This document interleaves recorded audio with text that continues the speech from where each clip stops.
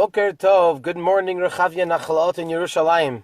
On this Thursday morning, 9:30 to 10 o'clock, our regular morning class on Tanya, Perek Mem Aleph, chapter 41. We're continuing, and Bezrat Hashem, tomorrow morning, we're going to be having Kabbalah Cafe right here, so you can already start to plan. And we're reaching out to everybody to start doing a watch party, starting from this morning and tomorrow morning, especially Kabbalah Cafe. So we should be able to spread the word in a much more professional way, Bezrat Hashem, to reach many more people. We actually have close to 1,800 likes, Chabad Rechavia, on our Facebook. So if you can send to all of your friends a request that everyone should like Chabad of Rechavia. Everyone anyways likes Chabad of Rechavia, of course, but to like it also on Facebook, that's something which is really special. So Boker Tov, good morning, and please open your Tanya to page 114, the regular text, the regular Tanya. I'm saying over here in my Chitat, and we're on page 114 in the regular Hebrew text. We learned over the past couple of days about the great accomplishment of a yichud that we accomplish through our every mitzvah that we do. Each time we do a mitzvah and we learn Torah, we bring about a yichud, a union between HaKadosh Baruch Hu and the mitzvah that we've done, and that affects, so to speak, also a yichud of the higher levels, whether it's Kutcha Brichu Shchinte or Chesed and Gvura. And this way we bring much more light and blessing and bracha for this world, for all of us over here, and of course for the person who did the mitzvah and who learned the Torah.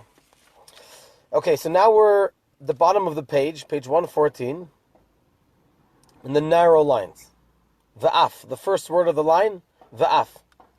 V'af, and even though shelihiyot kavanazu amitit b'libo, that being that this kavana, this intention that he has when the person is doing the mitzvah, amitit b'libo, is true, is real, is authentic, sheyeh libo chafetz be'emet yichud ha'alyon hazeh, that a person should want deeply in his heart, truly, this yichud, this bond with Hashem. Tzarich liot b'libo ahava rabba l'Hashem levado, a great love to Hashem alone. La'asot nachat ruach lefanav levad, to make a nachat ruach, a pleasure for Hashem alone, just for Hashem. V'lo l'rvot nafsho atzmeya l'Hashem, and not just to quench his own personal thirst. Ella kibra, like a son, top of the next page Nunchet, the ishtadel batar avoy ve'imei, that he reaches out to his father and mother.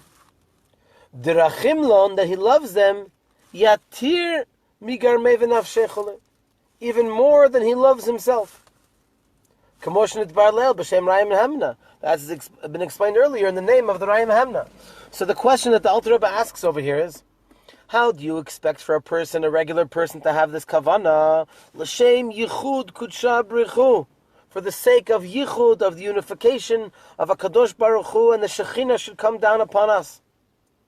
Seemingly for this, you need to have a very strong, impactful Ava Rabbah Hashem.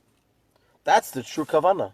Regular people, you say l'shem yichud, you want to have a yichud, but what does it mean exactly to have a yichud with Hashem? We don't exactly know what that means. So how can you expect from every regular person to have this proper yichud? Mikol makom, nevertheless, now we're back to the regular lines, yesh. The first word of the line is yesh. It's actually 6 lines from the top of page Nunchet. Yesh l'kol adam l'hargil atzmo b'kavanazu. Every person should make an effort to get themselves used to this type of kavana. We should all try to say the l'shem yichud kudsha brichu shchinte, either before we do every mitzvah, or before we do, or beginning of the day, which that pretty much goes for all of the mitzvot of the day, like we talked about a couple of days ago. You should try to get into the habit of doing, of of saying these words l'shem yichud and trying to actually have kavanah as much as possible. Ki af she'ena be'emet lamito legamri b'libo, even though it's not ultimately true in the sense that it's not 100% all the way. It's not 100% the kavanah shiachpotz b'zeh b'chol libo, that a person will desire this with all his heart, only to want Hashem and not to want anything else in this world. Mikol makom, nevertheless, ma'at miz'er, a little minute part, chafetz libo b'zeh be'emet. Every Jew really does desire this strong connection with Hashem. Mipnei Ava hativ'it shebelev kol Yisrael, for this ava, for this natural love which we have, which every single Jew has. La'asot kol mashu ratzon ha'elyon baruch hu, to do whatever is the desire of Hashem. V'yichud zeh, and having this unification with Hashem, hu ritzono ha'amiti, this is his true desire. What kind of yichud? Yichud, v'hainu yichud ha'elyon sheba'atzilut, hanase be'itaruta delatata. This elevated yichud, which happens in the world of Atzilut, through the awakening from below, al yidei yichud nefesh elokit, through the fact that his godly soul is bonded, has a union, a connection, a deep connection with Hashem, v'hitkalaluta, and the inclusiveness of the nefesh elokit into what? Be'or Hashem, in the light of Hashem, hamalubash b'Torah mitzvot, which is enclosed in the Torah mitzvot, she'oseket behen, which he does, v'hayu la'achadim mamash, and they become totally unified, k'moshen bar la'el, as has been explained earlier.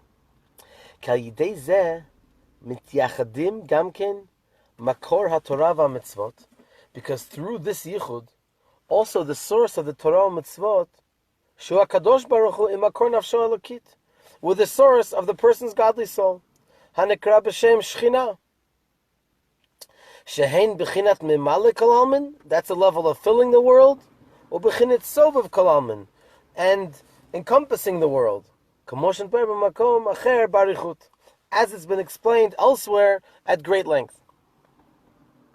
So what we have over here is as follows. We have the concept of the yichud that we're trying to accomplish with of our neshama with Hashem. But here we have even a stronger thing. We have the source of the Torah mitzvot. We have the makor ha-Torah mitzvot, which is HaKadosh Baruch Hu. And when we look at the Torah that we learn, or the mitzvah that we fulfill, with the prism of the source of the Torah mitzvot, then even if the mitzvah seems to be something external, something meaningless, nevertheless, because we don't look at the mitzvah the way it is necessarily at face value, rather we look at the mitzvah as something which is holy, something which is divine. Once it's divine, that takes on a whole other picture. It's important to mention over here that when the Alter Rebbe explains that every single person does want a relationship with Hashem, does want to have this yichud be'emet, in the question he said that seemingly it's not be'emet la'amito. It's not the ultimate truth, so to speak. It's only be'emet. So it's important to mention what the Alter Rebbe explains in chapter 13, Perek Yud Gimel. And the Alter Rebbe says as follows. He says that we have two types of people.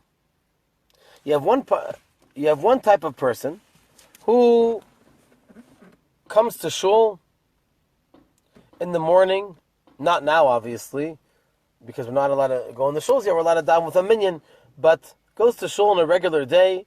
Hopefully this whole crazy scenario with the virus is short, but goes to shul and then finishes davening and he goes to eat, he goes to work.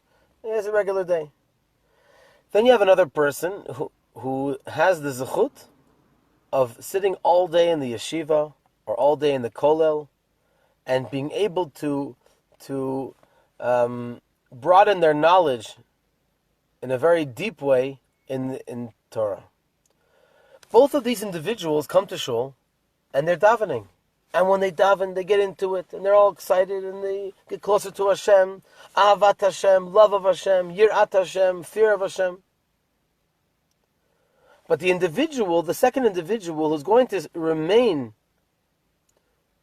in the yeshiva, learning all day, you can argue that his learning, his davening, is something which is really true. Because it continues, it's not just there for a few minutes and then it goes away, or even an hour. It's not temporary, it's permanent. But how about our friend, the first friend, who goes to shul and then afterwards he goes to his daily matters? Is that called also emet? Is that called true? Maybe it's not true. Because true is something which it goes through the entire day. That's alluded to in the word emet. There are 3 Hebrew letters, Aleph, Mem, Taf. Aleph is the first letter, Mem is the middle letter, and the Taf is the final letter. Something which has a thread which goes all the way through that means that if you see it at every point, beginning, middle, and end, then you know that it's real. So one can ask, maybe when I go to shul and then I go to my daily matters afterwards, maybe it's not real. Maybe, God forbid, it's not true. Because it's not continuous. It's temporary.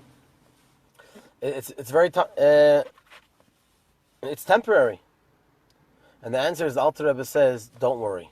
It really is true. Similar to what he says over here. You have a little kavanah, you have a little intention, you're trying really hard to connect to Hashem. Even if it's ma'at miz'er, a little ounce, nevertheless, it is true. What's the difference between the tefillah of a regular person and the tefillah of someone who stays in shul, Talmud Chacham, who learns the entire day? That a regular person, their service of Hashem, their davening, for example, in the morning is called emet. It's true. Someone that remains in shul, remains in the learning framework for the entire day, that's called emet lamito. The truth of the truth. The ultimate truth. Not just a little truth, but the so to speak, the extreme truth. What's the difference? The difference is, emet lamito we don't have to explain. If he's going to stay in shul the entire day, then it's obvious that his ahavat Hashem is being continued through the entire day. The question is, how is the individual who goes to work and continues his regular day-to-day deeds, how is that also called emet? And the answer is that it's true. It's sincere. It's just hidden. What's the proof? The proof is that in the middle of the day he needs to daven mincha. He'll jump out of his regular currents and business and work, whatever he's doing, his personal matters, and he'll go to daven mincha. Then he'll continue afterwards. Or if he has to say tehillim and daven for someone, he'll do that. Or if he wants to share a Devar Torah that he learned in the morning with a client or a customer, he'll do that. That is continuing the thread from the morning till the evening. In other words, during the day, it's important to keep up, at least in a sense, to keep up the inspiration from the morning. And this is one of the reasons why it says that Eliyahu Navi, Elijah the prophet, he is answered by he has a special input for us. He puts in a special request for us on our behalf, specifically by the mincha. Because mincha is different. Shachar is in the morning and Marav is in the evening. But mincha is smack in the middle of the day. In the middle of the day when you're busy with all kinds of things and you stop and you focus on Hashem. That is something which is truly praiseworthy. And that shows that you really have it. The kavanah, the intention, the connection is there. The bond is there. Just sometimes it's not so revealed. But it's there. And therefore the Alter Rebbe says, even if you don't feel like the Zohar says, we read it in the top of the page, like a child that seeks after the parent, he loves the parent so much that he loves them even more than he loves himself.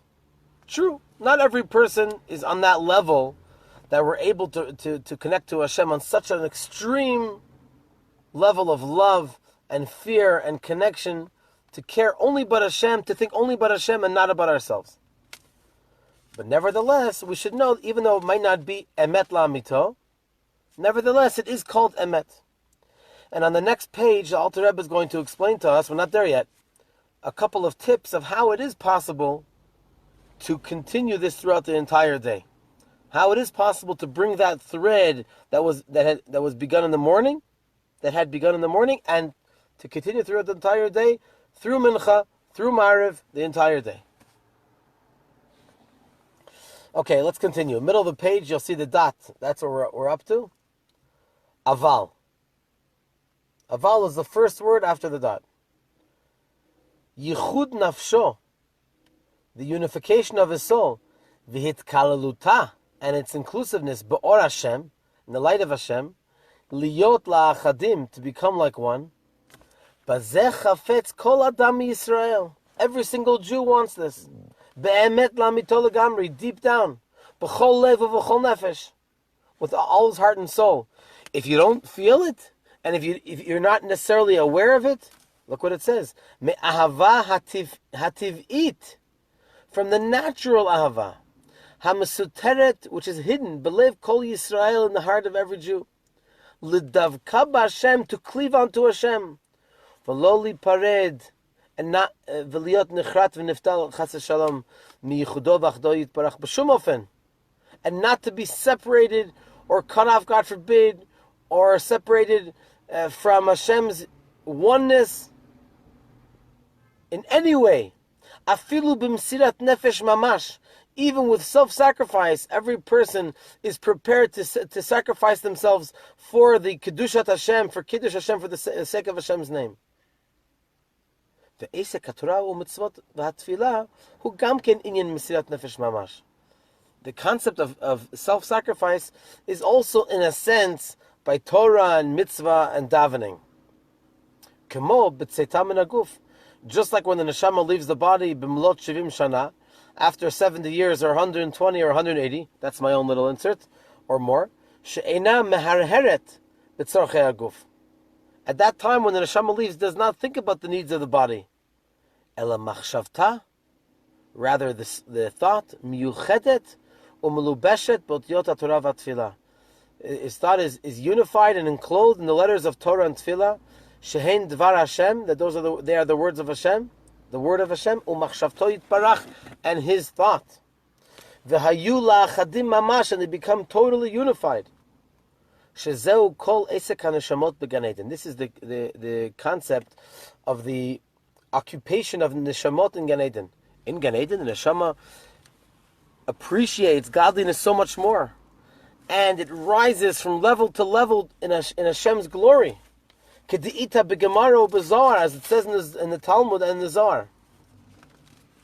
What's the difference between the way the neshama is above and the way the neshama down here is able also to have some kind of insight and some kind of part in this? Ela shesham mitangim behasagatam v'itkalutam bar Hashem. Over there, they're having a clear joy in this great hasaga and this great understanding and contemplation into Hashem's greatness. Down here, we don't always understand it because there's a world and there's all kinds of ulterior motives. So this love, this bond with Hashem is not necessarily so clear. I would like to elaborate for a moment on the subject that we talked about on Mesirut Nefesh, self-sacrifice. So obviously the Alter Rebbe points out that the self-sacrifice, unfortunately, literally, God forbid, then when if that is needed, then every single Jew is prepared, as the previous Rebbe said, Nishter vil, Nishter ken, a person, a Jew, a neshama, not he wants, and he cannot, and he doesn't want, be separated from Hashem. The proof is that when push comes to shove, he's willing to give his life over for Hashem. The previous Rebbe tells over an amazing story, unfortunately a horrifying story.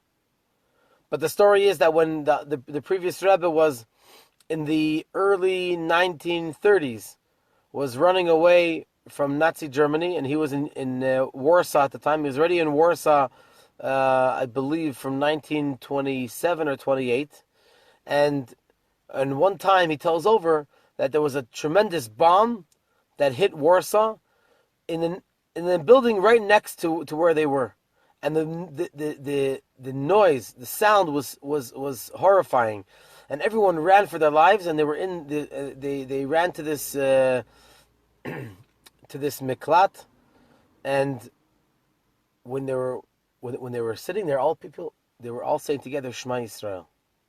And there were Jews from all backgrounds. Obviously, a Rebbe, the previous Rebbe, Rabbi Yosef Yitzchak of Chabad, the sixth Rebbe, and his family, people around him, and people from all different walks of life, including non-religious Jews. And in one moment, every single person said Shema Yisrael together.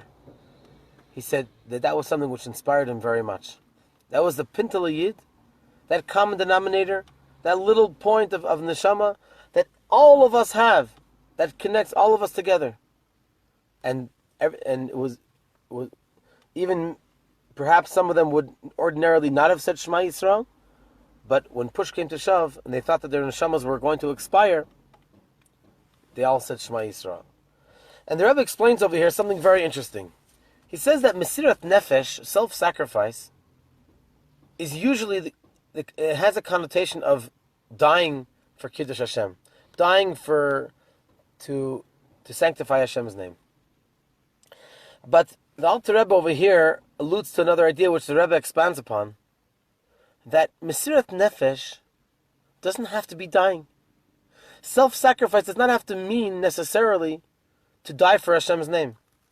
It can very well mean to live for Hashem. What does it mean, self-sacrifice? Self-sacrifice means, when in the context of dying, that the neshama literally expires from the body. In other words, it doesn't have limitations anymore. It doesn't have almost connections to the physical realm. Well, when a person lives for Mesirat Nefesh, what does it mean to live for Mesirat Nefesh? Mesirat Nefesh is where a person gives over himself, gives over his life. If a person makes a strong effort to do Hashem's will more than ordinarily. For example, a person, instead of doing a half hour of chesed, makes a strong effort to do 35 minutes, or an hour of chesed. Or instead of inviting a certain number of guests over, a larger number of, or learning Torah. A person has learns a half hour of Torah, and to do even one more minute of Torah. That's even stronger. That's even greater. To go out of ourselves, so to speak. That's how we would. That's what we would say it. To go out of ourselves. Wow, for us to go out of ourselves, that is real Kiddush Hashem. Because if a person has to pass away, then their mission in this life is over. But if a person succeeds to do Mesirat Nefesh, to live Mesirat Nefesh in a live way, and to go out of themselves and not allow the materialism of the world to restrain them, then that is the greatest accomplishment of all. That is an accomplishment that it's a Mesirat Nefesh which continues, because you continue to live, and you can accomplish much more. You can accomplish much more in a very wonderful way, in a positive way. After a person passes away, then people are sad, and in a sense, obviously the neshama continues and continues to inspire, but the accomplishments of the person are over. But we're able to live a way of Mesirat Nefesh. That's a greater accomplishment. And based on this analysis, the Rebbe explains something fascinating, that we find that some people during the Second World War, they fought to the last bit of the last ounce of energy for Mesirat Nefesh. And some of them made it to America, the land of the free, and all of a sudden it was difficult for them to keep certain basic Torah teachings. For example, in the 1930s, in the 1940s, it was very difficult to keep a job. Because if you kept Shabbat, then the majority of the employers would fire you on Monday morning if you didn't show up at work. And poverty was on a very, very high level, unfortunately. And a lot of people could not stand the test. So the Rebbe asks an obvious question.